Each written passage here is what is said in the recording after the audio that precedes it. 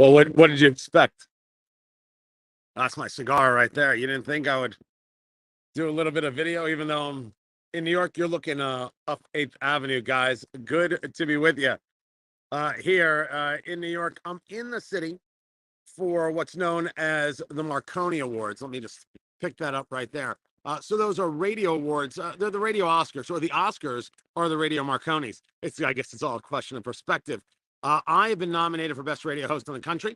In my market size, my station, my main station, WIBC, nominated for Best Station in the country. And considering I do 6 hours a day on there, it's like 2 nominations in one. So I came out to the city for the awards tonight and, started my day. A little CLE action, lovely Connecticut right here. And I caught some of the debate between Senator Marco Rubio in Florida and Congresswoman Val Demings, as she's his competitor for the Senate race. And he did very well. Now, the funny thing about Rubio is he always does very, very well, right until he runs for president. Then somehow he just doesn't quite understand that level of connection. It is remarkable when you look at Florida, when you look at Arizona and that Blake Masters, Mark Kelly race, when you take a look in the Ohio race, J.D. Vance against Congressman Tim Ryan, how well Republicans are doing in these races. And of course, if you're the left, you're going to say, well, they're racists and they're connecting to racists or white supremacists or whatever else it is they say. And you'll notice I'm having this conversation on the streets of New York. I have absolutely no fear whatsoever. The real story here is the amount of connection the Republicans are making. And they're not only making it on a policy side, they are making it on a human side. They're the ones connecting. They're the ones who are engaged in a much more reasonable, rational level of emotion that Americans can connect with.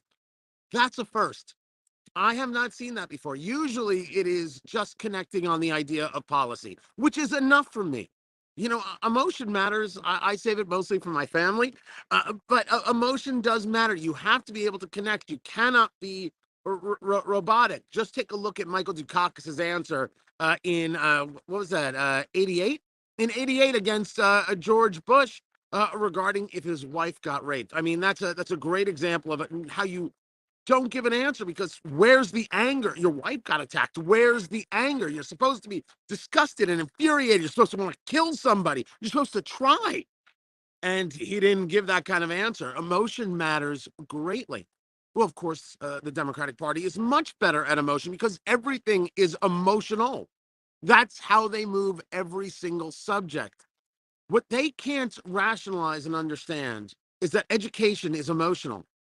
Not that, oh, we just want to teach these kids, and why don't you want to teach them? No. It's emotional to parents because they want to teach these kids properly, and they don't want to teach these kids to be bigots and to be hateful and to somehow think that people are wrong because of their skin color, regardless of any skin color. They don't understand the emotion on the other side. They think that you, maybe not you, but I'm going to go with where I feel a large majority of people are. They think you're heartless because you have a position that you don't want your kid to be told to think of people differently because of the color of their skin. They think somehow that that's heartless and bigoted and you don't understand, and it's because you want to uphold some level of supremacy or whatever. They don't even accept that you have an emotion in the game. They don't accept that you may have a different point of view and you are as passionate about this as they are. That's why they're losing. When it comes to the border, how dare you send people to Martha's Vineyard or New York? I have not seen any buses while I'm here in New York City. How dare you send these people? You're just playing with these people's lives. They are discounting the emotion of the people in El Paso, Texas, where Joe Biden, President of the United States, actually said to the mayor of El Paso, don't call it an emergency, don't call it a crisis, it'll look bad for us politically. The White House, I shouldn't say Biden, the White House pressured the mayor of El Paso, Texas, not to call it an emergency. But it is an emergency. Big trucks right there. It is an emergency, and we all know it. And now the people in Martha's Vineyard know it, the people in New York know it, D.C., Chicago. We all know that the border is an emergency. Why is it that the left doesn't care about these people at the border? Not just those who are illegally coming over, risking life and limb and rape and horror. And it really is horror. This is that we watch this happen is frightening. But they don't care about the Americans living in Texas or living in Arizona or living in New Mexico or living in California who have to deal with all this. They don't care. Again, Republicans winning on this very emotional issue of, don't these Americans have a right to live in peace? And the answer is, of course they do. Of course they do.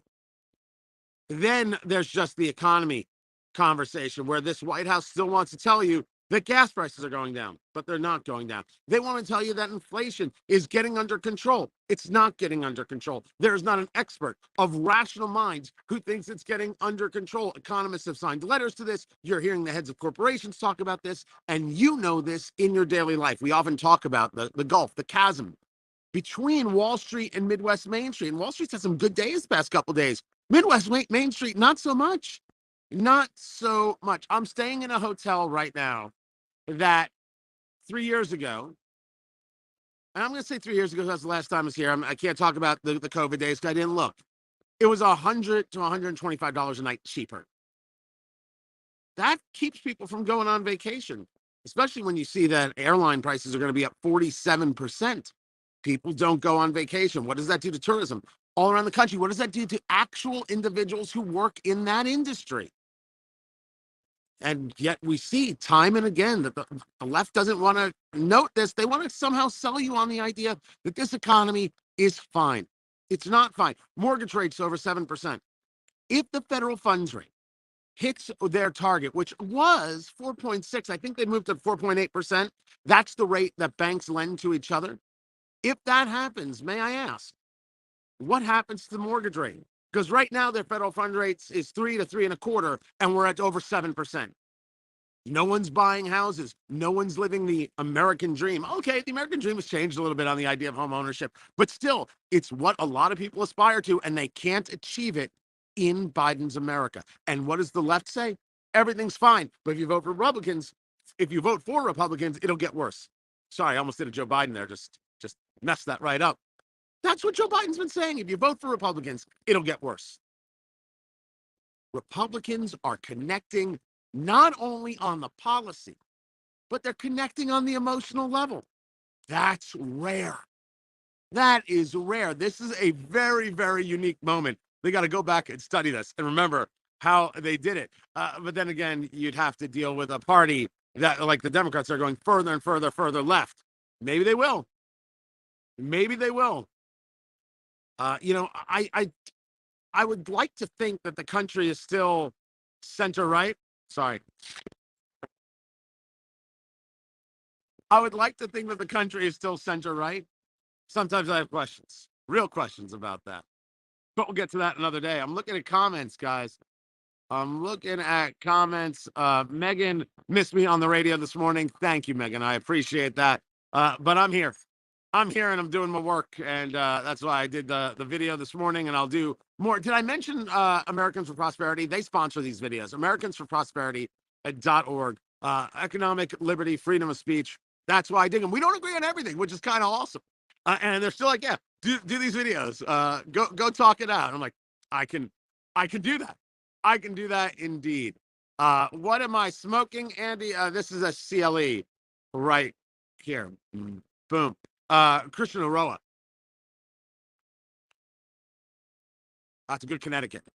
Morning, I sometimes do a Connecticut. Not always. I don't mind a stronger cigar in the morning. But I just thought for today, it's a little chilly today. Hands are cold. So I just thought this would be an easier way to start my morning. It's a box press. I happen to love a box press right there. Box press comes from, well, some people will say they did a box press so they could fit more cigars in the box. When the Cuban rollers were outdoors rolling cigars, they would box press it so the cigar wouldn't roll away in the wind. That's where a box press comes from. And I love that. I love that idea. I know it's Cuba, but it's a lovely bit of romance. And so I go with that as to why. I just happen to like the feel of a box press. I actually like the way it smokes very, very much. Guys, I got to go. There'll be more videos, and I'll let you know if we win. And people have been asking, are you really doing a party in Indianapolis if you win the Marconi? Yeah. Oh, yeah, we're really gonna do a party. It's gonna be awesome. So keep it here. You'll find out all about it. Thank you, Americans for Prosperity. I'll catch you later.